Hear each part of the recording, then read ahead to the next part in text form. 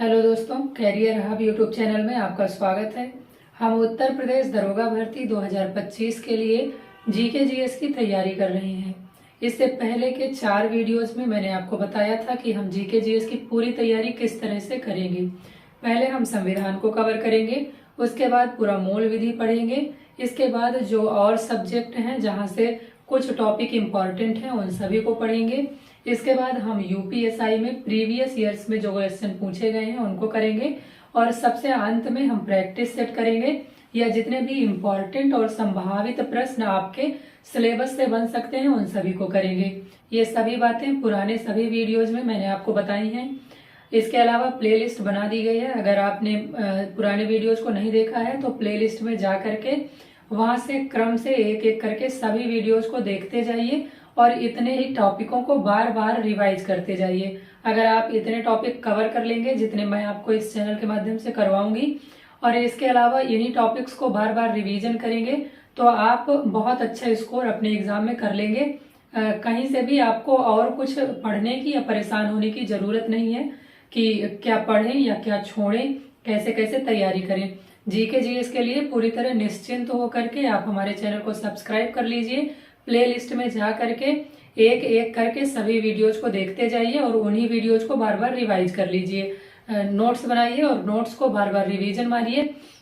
इसके अलावा जो भी टॉपिक आपको पढ़ाया जा रहा है उस टॉपिक से रिलेटेड एमसीक्यू अगर आप कवर कर पाए तो साथ में करते जाइए। आपके जो भी डाउट होंगे या जो भी आपको कहीं पर दिक्कत आ रही होगी वो सब सॉल्व होती जाएगी।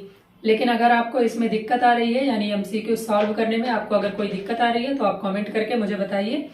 हम साथ साथ में टॉपिक को कवर करने के बाद एमसीक्यू भी करते जाएंगे। तो आज का हमारा टॉपिक संबंधित है नागरिकता से या संविधान के भाग 2 से।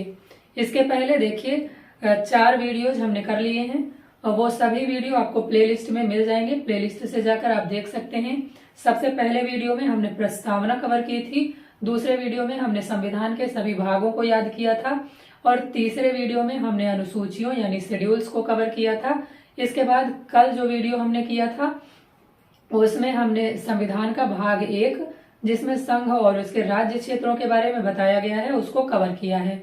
आज हम देखेंगे संविधान का भाग 2 जिसमें नागरिकता के बारे में बताया गया है। तो देखिए संविधान के भाग 2 में अनुच्छेद 5 से लेकर के 11 तक को शामिल किया गया है। सबसे पहला प्रश्न तो आपसे यही पूछ लिया जाता है कि अनुच्छेद 5 से लेकर के 11 तक में किसका जिक्र किया गया है या संविधान के भाग 2 में किसका जिक्र किया गया है। तो आपको अच्छे तरीके से पता होना चाहिए कि संविधान का भाग 2 हो या संविधान के आर्टिकल 5 से लेकर के 11 तक हो, उनमें नागरिकता का यानी सिटीजनशिप का जिक्र किया गया है। तो यहाँ से प्रश्न कैसे पूछा जाएगा आप समझ गए होंगे। सबसे ज्यादा बार यही प्रश्न पूछा जाता है कि संविधान के भाग 2 में किसे शामिल किया गया है या संविधान के भाग 2 में कौन कौन से आर्टिकल आते हैं या संविधान के आर्टिकल 5 से 11 तक में किसका जिक्र किया गया है। तो सभी में नागरिकता का जिक्र किया गया है, आपको याद रखना है। अब देखिए संविधान का अनुच्छेद जो 5 है यानी नागरिकता के अंदर जो पहला अनुच्छेद है उसको हम पढ़ते हैं। तो अनुच्छेद 5 में लिखा है संविधान के प्रारंभ में नागरिकता या संविधान लागू होने के समय लोगों को नागरिकता किस तरह से दी जाएगी। इसमें 3 प्रकार के आधार रखे गए हैं। सबसे पहले आपका जन्म या तो भारत में हुआ हो या तो आपके माता पिता का जन्म भारत में हुआ हो। माता या पिता में से किसी एक का भी जन्म अगर भारत में हुआ है यानी वो भारतीय हैं तो आपको भारत की नागरिकता अपने आप ही मिल जाएगी। इसके अलावा अगर आप 26 जनवरी 1950 से लेकर के जो 26 जनवरी 1950 यानी संविधान लागू होने का जो दिन था उसके 5 वर्ष पहले से भारत में निवास कर रहे हो तो ये 3 आधार बताए गए थे संविधान के प्रारंभ में या 26 जनवरी 1950 को जब संविधान लागू हुआ था तब आपको नागरिकता किस किस तरह से दी जाएगी। तो संविधान के लागू होने के समय यदि आप का जन्म भारत में हुआ है संविधान लागू होने से पहले या आपके माता पिता का जन्म भारत में हुआ हो या आप 26 जनवरी 1950 से 5 वर्ष पहले से ही भारत में निवास कर रहे हो अगर ये 3 में से कोई एक क्राइटेरिया आप पूरा कर लेते हैं तो आपको भारत की नागरिकता अपने आप ही दे दी जाएगी। तो अनुच्छेद 5 में जो भी बातें लिखी गई हैं वो सब आपको समझ में आ गई होंगी। और देखिए, हम सबको नागरिकता अनुच्छेद 5 के अकॉर्डिंग ही मिली है, क्योंकि हमारे माता पिता जब संविधान लागू हुआ था यानी 26 जनवरी 1950 को उनको इस जो सेकेंड वाला क्राइटेरिया है उसके आधार पर नागरिकता मिली होगी, क्योंकि हमारे माता पिता का जन्म 26 जनवरी 1950 के पहले या उस समय नहीं हुआ था। तो हमारे माता पिता के जो माता पिता थे उनको नागरिकता इस आधार पर मिली होगी कि उनका जन्म भारत में हुआ था। फिर उनके बाद क्योंकि हमारे माता पिता उनके संतान हैं और उन्होंने किसी दूसरे देश की नागरिकता ग्रहण नहीं की, तो इसलिए उनको भी भारत का नागरिक मान लिया गया और उसके बाद हमको भारत का नागरिक अपने आप ही मान लिया गया, क्योंकि हमने कभी भी किसी और दूसरे देश की नागरिकता ग्रहण नहीं की। आगे हम समझेंगे कि कैसे नागरिकता इस देश की समाप्त हो सकती है। तो देखिए, अनुच्छेद 5 आपको समझ में आ गया। अनुच्छेद 6 समझते हैं। अनुच्छेद 6 में लिखा है कि 19 जुलाई 1948 के बाद पाकिस्तान से भारत आए लोगों को नागरिकता किस तरह से प्रदान की जाएगी।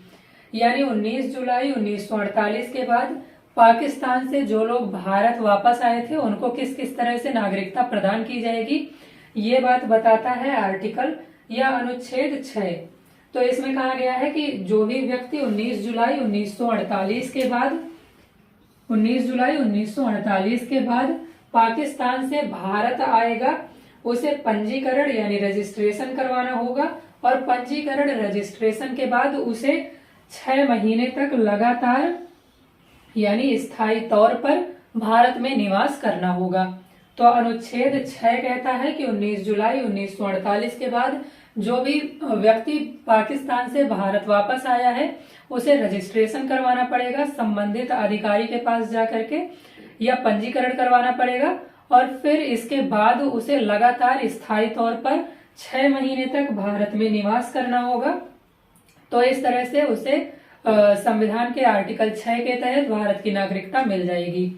अब देखिए, अनुच्छेद 7 में क्या लिखा हुआ है ये समझते हैं, क्योंकि अनुच्छेद 6 आप समझ गए होंगे।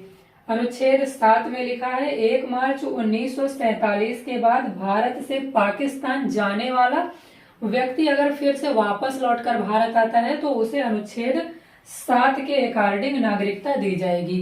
अब देखिए, ये बात समझिए, अनुच्छेद 6 और अनुच्छेद 7 में क्या डिफरेंस है। देखिए, मान लीजिए ये भारत है, इस तरह से आप समझ लीजिए कि ये भारत है, यहाँ पर पाकिस्तान है, आपको पता है यहाँ पर पाकिस्तान है, ये भारत है। तो आपको पता है ये भारत है, ये पाकिस्तान है। आजादी के बाद जब बंटवारा हुआ तो कुछ जो क्षेत्र थे या कुछ रीजन थे वो पाकिस्तान में चले गए और कुछ भू क्षेत्र भारत में शामिल हो गए। तो जो भी लोग भारत वाले भू क्षेत्र में रह गए थे उन्हें भारत का नागरिक मान लिया गया था। अनुच्छेद 5 के तहत 3 क्राइटेरिया, अगर 3 में से कोई भी एक वो कंप्लीट कर लेता है तो उसे अपने आप भारत का नागरिक मान लिया गया था। इसके बाद जो भी यहाँ पर चले गए थे, जो भी क्षेत्र पाकिस्तान में शामिल हुए थे, उनमें रह रहे लोगों को वहां की नागरिकता दे दी गई थी। लेकिन कुछ लोग ऐसे थे जो 19 जुलाई 1948 के बाद उन्हें ऐसा लगा कि वो भारत में ज्यादा बेहतर ढंग से जीवन यापन कर सकते हैं, पाकिस्तान देश उनके लिए सही नहीं है, तो वो वापस भारत में आना चाहते थे। तो अगर वो 19 जुलाई 1948 के पहले आ गए तो उन्हें तो नागरिकता इस में से किसी आधार पर दे दी जाएगी। लेकिन अगर वो 19 जुलाई 1948 के बाद भारत आए हैं तो उन्हें नागरिकता दी जाएगी पंजीकरण यानी रजिस्ट्रेशन के माध्यम से, और उन्हें 6 मंथ तक पंजीकरण के बाद भारत में स्थायी तौर पर निवास करना होगा, और उन्हें ये नागरिकता प्रदान की जाएगी अनुच्छेद 6 के तहत।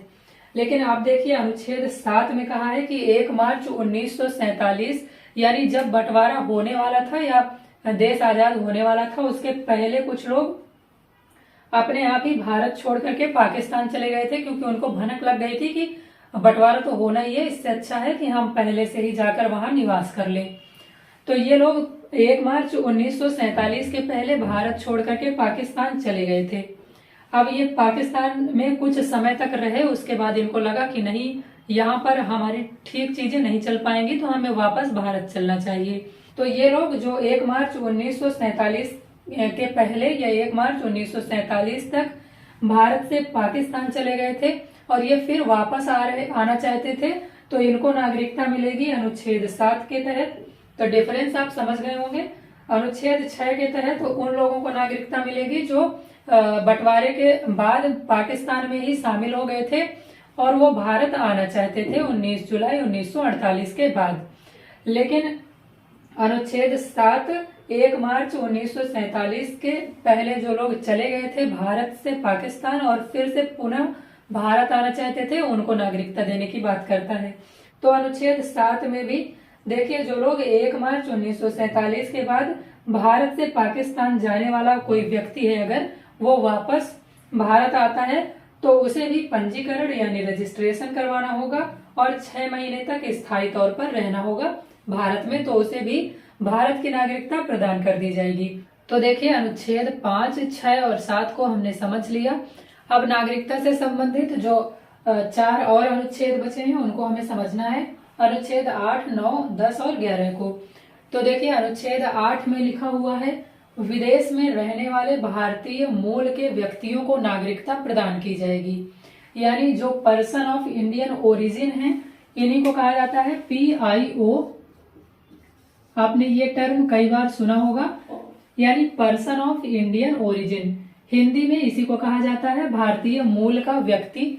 जैसे आपने सुना होगा कमला हैरिस के बारे में, जो अमेरिका की उपराष्ट्रपति बनी है, या ऋषि सुनक के बारे में। ऋषि सुनक जो है ब्रिटेन के प्रधानमंत्री रह चुके हैं। तो ये सब भारतीय मूल के व्यक्ति हैं। भारतीय मूल के व्यक्ति का मतलब क्या होता है? तो देखिए, भारतीय मूल का जो व्यक्ति होता है वह किसी और देश में रह रहा होता है और हो सकता है उसने वहां की नागरिकता भी ले ली हो, लेकिन उसके जो पूर्वज होते हैं, जैसे उसके माता पिता या उसके दादा दादी या उसकी पीढ़ी में कोई और भारत का नागरिक रहा होगा या भारत का नागरिक अभी होगा। तो इस तरह के व्यक्तियों को कहा जाता है भारतीय मूल का व्यक्ति। और ऐसे व्यक्ति जो भारतीय मूल के हैं, जिन्हें PIO कहा जाता है, जो पर्सन ऑफ इंडियन ओरिजिन है, उनको भी संविधान के आर्टिकल 8 के तहत नागरिकता प्रदान की जाएगी। ऐसा संविधान का जो अनुच्छेद 8 है उसमें लिखा गया है। इसके लिए इन्हें, जैसे मान लीजिए कोई व्यक्ति अमेरिका में रह रहा है और अमेरिका की नागरिकता उसने ग्रहण कर ली है, लेकिन उसके माता पिता जो हैं वो भारत के नागरिक हैं, और ऐसा व्यक्ति अगर भारत की नागरिकता लेना चाहता है तो उसे जो भारत का दूतावास होगा अमेरिका में, उसके पास जा करके अप्लाई करना पड़ेगा या आवेदन करना पड़ेगा। उसके बाद वह यहाँ की नागरिकता ग्रहण कर सकता है, उसे भारत की नागरिकता दे दी जाएगी। तो अनुच्छेद 8 आप समझ गए होंगे, यह भारतीय मूल के किसी व्यक्ति को नागरिकता देने से संबंधित है। अब देखिए, अनुच्छेद 9 में लिखा है, किसी और देश की नागरिकता ग्रहण करने पर जो भारत की नागरिकता है वह स्वतः ही समाप्त हो जाएगी। अगर कोई व्यक्ति स्वेच्छा से यानी अपनी मर्जी से किसी और देश की नागरिकता को ग्रहण कर लेता है तो उसकी जो भारत की नागरिकता है वह अपने आप समाप्त हो जाएगी। ये लिखा है भारत के संविधान के अनुच्छेद 9 में। अब इसे याद करने के लिए आप देखिए, ऐसे याद कर लीजिए, अनुच्छेद 9 से याद कर लीजिए, नो यानी नो, नहीं, आपको किसी और देश की नागरिकता नहीं ग्रहण करनी है, नहीं तो आपकी भारत की नागरिकता छिन जाएगी या समाप्त हो जाएगी। तो अनुच्छेद 9 से आप याद कर लीजिए नो को, और नो से आप याद रखिएगा कि नो, नहीं, किसी और देश की नागरिकता ग्रहण नहीं करनी, नहीं तो आपकी भारत की नागरिकता अपने आप ही समाप्त हो जाएगी। अब अनुच्छेद 10 में लिखा हुआ है, संविधान लागू होने के समय जो व्यक्ति भारत का नागरिक था या जो व्यक्ति भारत का नागरिक बनाया गया था वह आगे भी भारत का नागरिक बना रहेगा। यानी कोई भी व्यक्ति अगर भारत का नागरिक 26 जनवरी 1950 को संविधान लागू होने के समय बनाया गया था या बना था, तो वो बाद में भविष्य में भारत का नागरिक बना रहेगा। तो अनुच्छेद 10 को आप इस तरह से याद रखिए। अनुच्छेद 10 में दा से 10 और दा से दम, आपको याद रखना है कि अनुच्छेद 10 में दम है, क्योंकि अनुच्छेद 10 के तहत जिसको भी भारत की नागरिकता संविधान लागू होने के समय प्रदान की गई थी वह आगे भी बनी रहेगी, वह कोई भी व्यक्ति उससे छीन नहीं सकता है। तो अनुच्छेद 10 दा से 10 और दा से दम आपको याद रखना है। यानी अनुच्छेद 10 के तहत जिसे भी नागरिकता प्रदान की गई है संविधान लागू होने के समय, वह आगे भी नागरिकता उसकी बनी रहेगी। अब देखिए अनुच्छेद 11 में लिखा गया है नागरिकता प्रदान करने या समाप्त करने से संबंधित अगर कोई विधि बनानी है या कोई कानून बनाना है तो ऐसी विधि या कानून संसद बना सकती है। जो भारत की संसद है वह इस तरह का कोई भी कानून जो नागरिकता प्रदान करने से या नागरिकता को खत्म करने से संबंधित होगा उसे बना सकती है। तो इसी अनुच्छेद के तहत संसद ने भारतीय नागरिकता अधिनियम 1955 बनाया था। तो संसद ने बनाया भारतीय नागरिकता अधिनियम 1955 और यही वर्तमान समय में रिलेवेंट है या प्रासंगिक है। इसी के तहत भारत की नागरिकता लोगों को प्रदान की जाती है। तो देखिए सबसे ज्यादा इम्पोर्टेंट आपके लिए है भारतीय नागरिकता अधिनियम 1955, क्योंकि यहीं से सबसे ज्यादा प्रश्न पूछे जाते हैं और यही वर्तमान समय में नागरिकता प्रदान करने के लिए आधार का काम करता है। इसी के अकॉर्डिंग भारत की जो नागरिकता है लोगों को प्रदान की जाती है। तो देखिए हमने अनुच्छेद 5 से लेकर के अनुच्छेद 11 तक के सभी अनुच्छेदों को समझ लिया जो नागरिकता से संबंधित हैं या जो संविधान के भाग 2 से संबंधित हैं। अनुच्छेद 11 में हमने समझा था कि संसद को यह अधिकार दिया गया है कि वह नागरिकता के अर्जन से संबंधित या नागरिकता की समाप्ति से संबंधित कोई भी विधि या कानून बना सकती है।